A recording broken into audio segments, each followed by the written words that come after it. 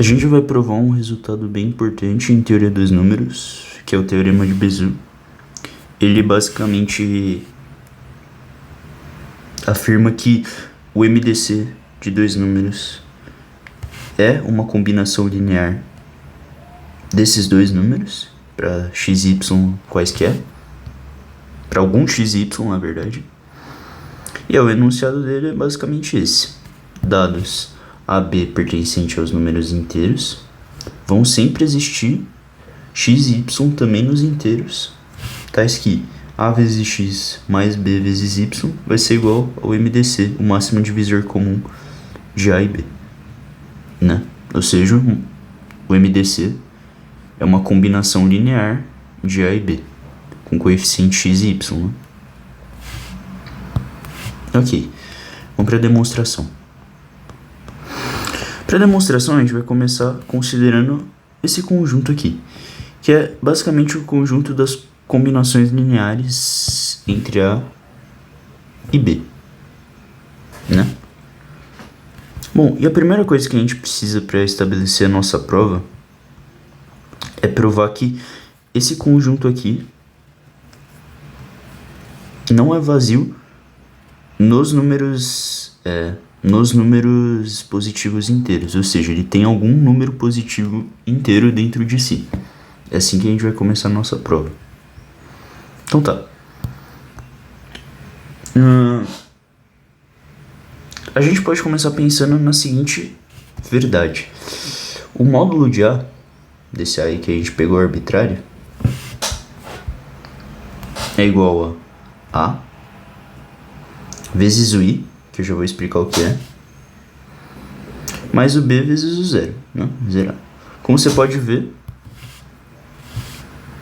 o zero é um número inteiro, portanto, ele seria o nosso S aqui.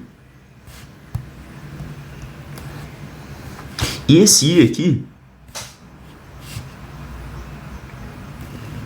tá aqui representando ou 1 ou menos 1, a depender do sinal de A. Se A for negativo, então a gente vai usar o menos 1 para torná-lo positivo e assim obter o módulo, que tem que ser sempre positivo. Se o A for positivo, então o I vai ser 1 para manter a positividade e assim a gente se manter de acordo com o módulo, né? Então aqui, como tanto I e 0, né, são números inteiros, então a gente sabe que pela definição do conjunto K,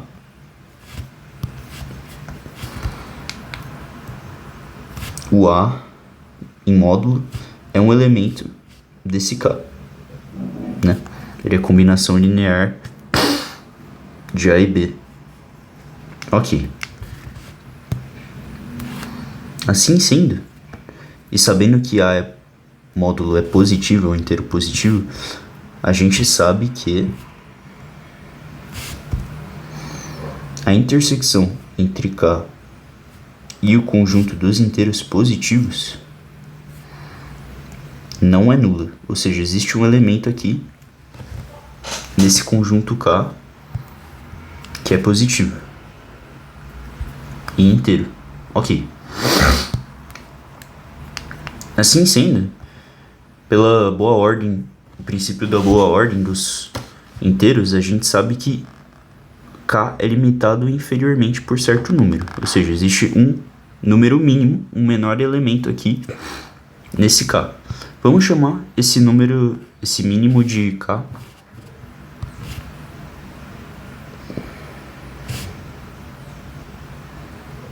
de D. Então, o menor elemento desse conjunto K vai ser o D. Vai ser esse D aqui. Ok?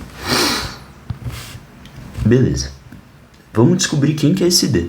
A gente vai acabar chegando no resultado de que esse D é justamente o MDC entre A e B. Isso aqui a gente vai chegar que é o MDC entre A e B. E como o D é um elemento de K, Então ele vai poder ser escrito como combinação linear de inteiros. E a gente vai ter provado o nosso teorema, que é justamente isso que eu acabei de falar. MDC é sempre a combinação de dois inteiros, combinação linear de dois inteiros. Então beleza, mas a gente ainda não sabe disso, finge que eu ainda não falei isso. Então beleza, o mínimo de K é igual a D. Agora, vamos pensar na divisão de A por D usando o algoritmo de Euclides. Bom, o algoritmo de Euclides estabelece que qualquer número inteiro pode ser escrito da forma um número A pode ser escrito como D vezes Q, algum quociente, mais um certo resto, né? Todo número inteiro pode ser escrito dessa forma, em particular o A. Então A é igual a D vezes um quociente mais um certo resto. Sendo esse resto ou maior ou igual a zero e sempre menor do que o D, né? É isso que estabelece o algoritmo de Euclides, da divisão lá de Euclides. Ok. Agora, isolando o R, a gente vai obter o seguinte. A gente vai obter que R é igual a menos DQ. Concordam? Uma simples passagem aqui. Beleza. Agora, sabendo que o D, esse Dzinho aqui, é um elemento de K, porque ele é o elemento mínimo de K, logo ele é um elemento de K, a gente pode escrever o D como uma combinação linear de A e B, para, sei lá, T0 e S0 quaisquer. Quaisquer não, certo? T0 e um S0. A gente pode achar esses dois números e escrever D desse modo, sabendo que ele é um elemento de K, né? Beleza. Então agora eu vou fazer a substituição desse D aqui em R, em E. Então vai ficar assim: o R vai ser igual a menos o D, que eu vou escrever dessa forma aqui, mais BS0 vezes Q. Ok.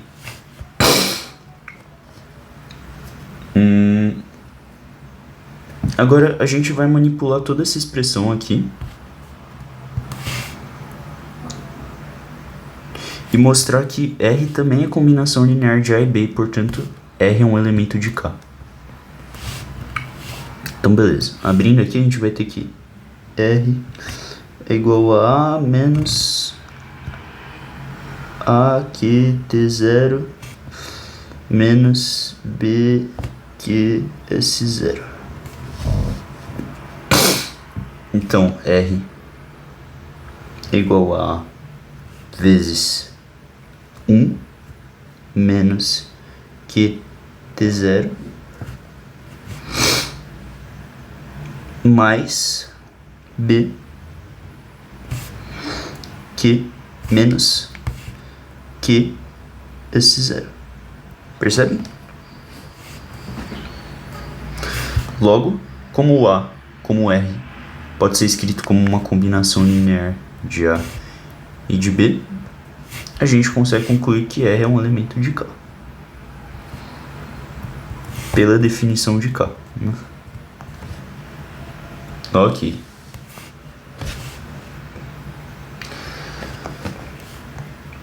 E como o R, novamente lembrando aqui, o R ele precisa ser menor do que D, né?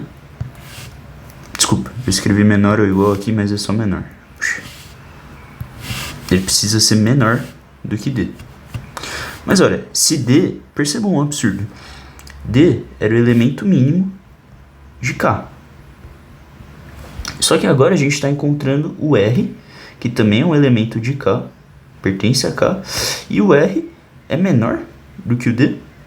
Ué, mas como é que isso pode acontecer se o D era o elemento mínimo de K? Então a gente encontrou um outro elemento mínimo de K, isso é absurdo.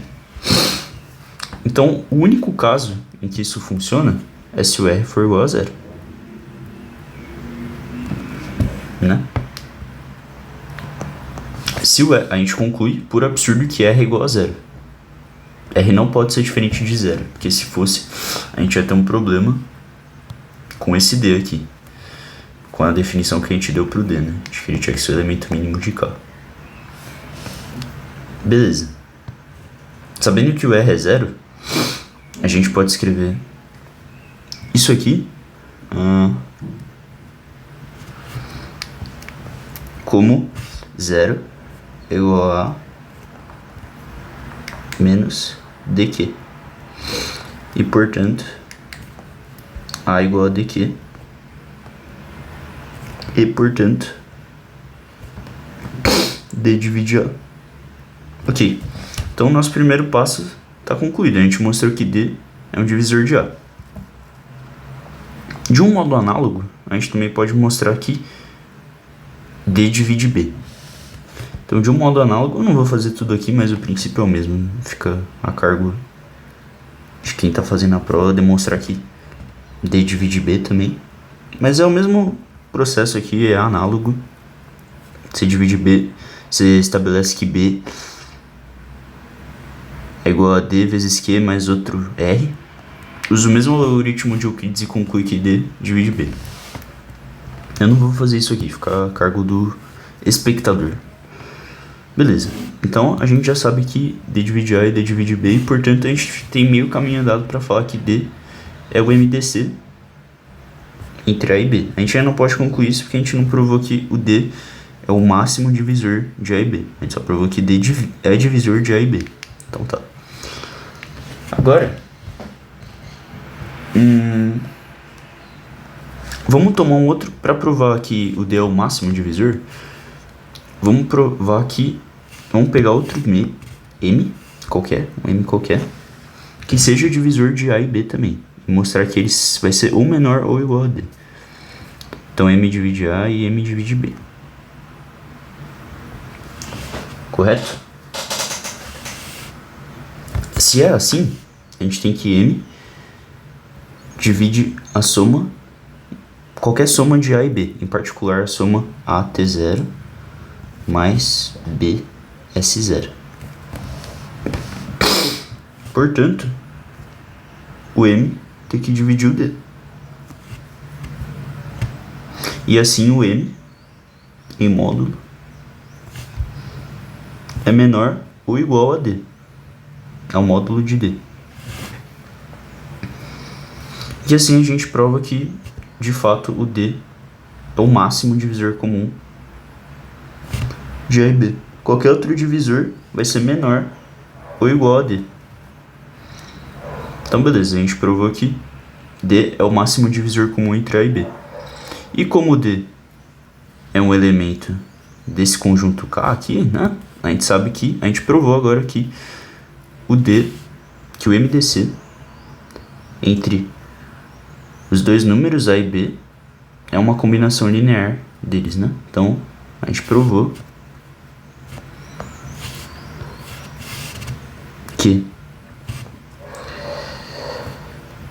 AX para algum X mais BY para algum Y é igual a MDC entre A e B para algum XY.